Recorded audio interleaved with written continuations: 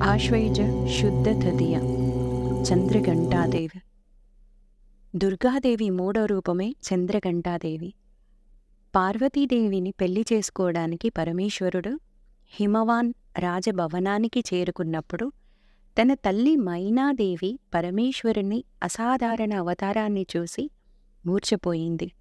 మెడలో సర్పముంది, మరియు కురులు చంద్రవందరగా ఉన్నాయి. పరమేశ్వరుని వివాహ ఊరేగింపులో దయ్యాలు, ఋషులు, రాక్షసులు ఉన్నారు.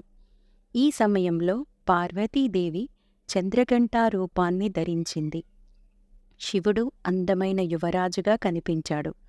ఆ తరువాత వారి వివాహం జరిగింది. శరన్నవరాత్రుల్లో భాగంగా 3వ రోజు చంద్రఘంటామాతని ఆరాధిస్తాం.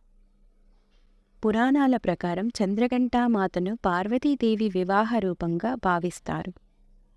పాపాలను నాశనం చేసే దేవతగా ప్రసిద్ధి చెందింది. చంద్రఘంట, చండిక లేదా రాన్ చండి అని కూడా పిలుస్తారు.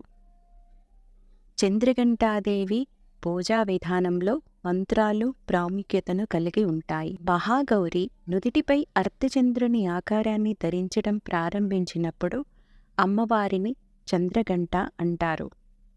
ఈ మాతకి 10 చేతులు ఉంటాయి. ఒక చేతిలో కమలం పువ్వు, మరో చేతిలో కమండలం, ఖడ్గం, త్రిశూలం, విల్లు, గద, బాణం, జపమాల ఉంటాయి. చంద్రఘంటామాత పూజ చేసేవారు ఎరుపు, నారింజ రంగులను ధరిస్తారు. ఇలా ధరించటం ద్వారా అంగారకుడి అశుభ ప్రభావాలను తగ్గిస్తుంది. అదేవిధంగా అమ్మవారికి ఎర్ర చందనం, ఎర్ర చున్ని, ఎర్రని పూలు, ఎర్రని పండ్లను నైవేద్యంగా సమర్పిస్తారు. దుర్గాదేవి ప్రతిరూపానికి ప్రత్యేక నైవేద్యాలు సమర్పిస్తారు. చంద్రఘంటాదేవికి పాలతో చేసిన తీయని పదార్థాలను నైవేద్యంగా ప్రధానంగా సమర్పిస్తాం. ఈరోజు చంద్రఘంటాదేవి మంత్రాలు ఓం దేవి చంద్రఘంటాయై నమః ఈ మంత్రజపం చేస్తూ ఆ చల్లని తల్లి ఆశీస్సులు పొందుతూ మీ జీవితంలోని కష్టాలన్నీ తొలగిపోవాలని మనస్ఫూర్తిగా కోరుకుంటున్నాను. అన్నపూర్ణాదేవి సాక్షాత్తు పరమశివుడికే ఆహారాన్ని భిక్ష వేసిన కాశీ అన్నపూర్ణాదేవి. అసలు కాశీలో అన్నపూర్ణాదేవి ఎలా ఆవిర్భవించింది? అమ్మవారు సాక్షాత్తు ఆ పరమశివుడికి భిక్ష వేయడమేంటి? ఈ కథ తెలుసుకుందాం. పవిత్ర హిందూ గ్రంథాలు, పురాణాల ప్రకారం ఓసారి పరమశివుడు ప్రపంచంలో అన్నంతో సహా అన్నీ మాయే అని అంటాడు. భక్తుల ఆకలిని తీర్చే అమ్మ అయిన పార్వతీదేవుడికి శివుని మాటలు నచ్చక కాశీ విడిచి కనిపించకుండా వెళ్ళిపోతుంది. దాంతో ఆహారం దొరకక ప్రజలు అలమటించటం ప్రారంభమవుతుంది. ప్రజల కష్టాలను చూడలేని అమ్మవారు తిరిగి వచ్చి అందరి ఆకలిని తీరుస్తుంది. చివరికి ఆహారం యొక్క ప్రాముఖ్యతను గుర్తించిన శివుడు తన మాటలను వెనక్కి తీసుకుని భిక్షపాత్రను పట్టుకుని పార్వతీదేవి వద్దకు వెళ్ళి ఆహారాన్ని అడిగినట్లు చెబుతారు.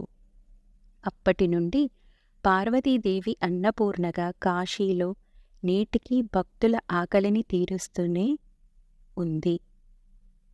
నవరాత్రుల్లో భాగంగా 3వ రోజు అన్నపూర్ణ స్వరూపంగా మనందరం కొలుచుకుంటాం.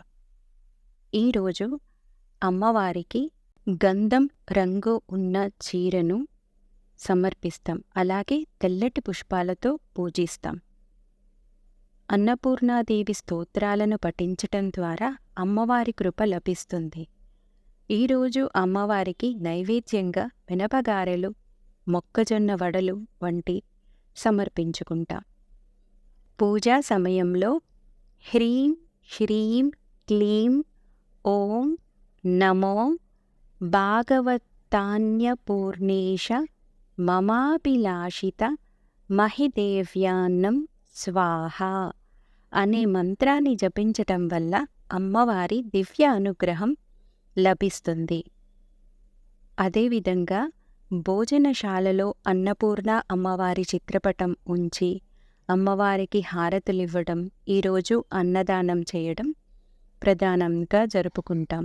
వారి నవరాత్రుల్లో భాగంగా ఈరోజు ఆ అమ్మవారిని అన్నపూర్ణాదేవిని పూజిస్తూ సకల శుభాలు, సంతోషాలు మీ ఇంట కలకాలం ఉండాలని మనస్ఫూర్తిగా కోరుకుంటూ నమస్తే.